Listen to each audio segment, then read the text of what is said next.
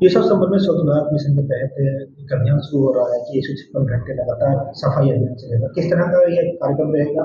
कितने लोग उसमें शामिल रहेंगे? स्वच्छता ही सेवा का कार्यक्रम चल रहा है, जो 17 सितंबर से लेकर 2 अक्टूबर तक चलाए जा रहे हैं।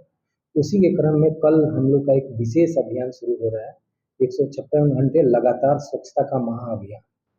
उसके साथ ही साथ कल का एक और बहुत बड़ा कार्यक्रम हमारा जो शुरू हो रहा है, वह 1 घंटा 1 दिन एक साथ श्रमदान का कार्यक्रम। तो 2 कार्यक्रम कल से शुरू हो रहे हैं।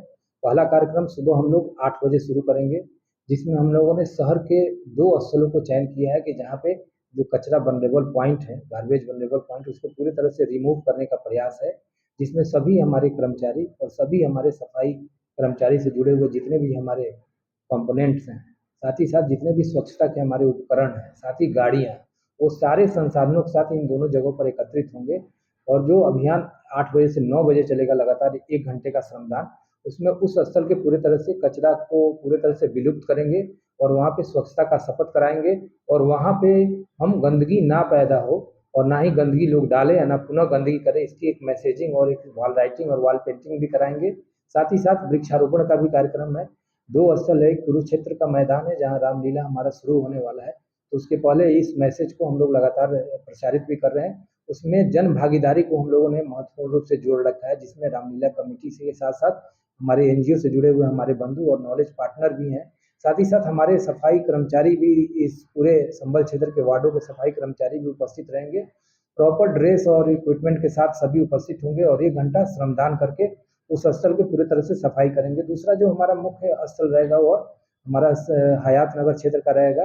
महामृत्युंजय तीर्थ का एरिया रहेगा, जहाँ पे जो फील्ड है वहाँ पे, तो चूंकि वो तीर्थ स्थल है तो आए दिन वहाँ गंदगी पाई जाती है और लोगों के द्वारा फेंका जा भी जाता है, तो उसको भी पूरे तरीके से उसको भी रिमूव करने का प्रयास रहेगा। उसमें भी हम लोगों ने जन भागीदारी को महत्वपूर्ण किया। उस एरिया में भी हमारे कर्मचारी अधिकारी के साथ साथ वहाँ के जनप्रतिनिधि और साथ ही साथ स्वच्छता से जुड़े हुए जो एनजीओ और संस्थाएं हैं, उनको भी हम लोगों ने आमंत्रित किया है। तो ये 2 अभियान होगा कल का, और साथ ही 156 घंटे लगातार अभियान भी हम लोग शुरू करेंगे, जो हमारा 2 अक्टूबर के पहले समाप्त होगा।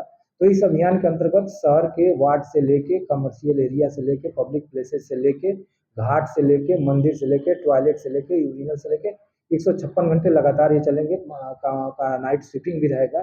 तो इस अभियान को भी हम लोग शुरू कर रहे हैं। इसमें कितने कर्मचारी, 156 घंटे में कितने कर्मचारी इसमें? यह वार्डवार हमारा शिफ्ट बना लिया गया है। सभी वार्डों के कर्मचारियों को निर्देश भी जारी कर दिए गए हैं। हम लोगों ने जगह चिन्हित भी कर लिया है, पब्लिक एरिया जो है उनमें किन किन स्थानों पर उस वार्ड से रिलेटेड कर्मचारी हमारे काम करेंगे। जो पब्लिक एरिया में जो हमारे सिटी पीटी और कम्युनिटी जो यूरिनल्स हैं, उनके लिए भी हमने अपनी कार्य योजना तैयार कर ली है। साथ ही साथ मार्केट एरिया में सफाई के लिए भी हम लोगों ने अपनी कार्य योजना तैयार किया है।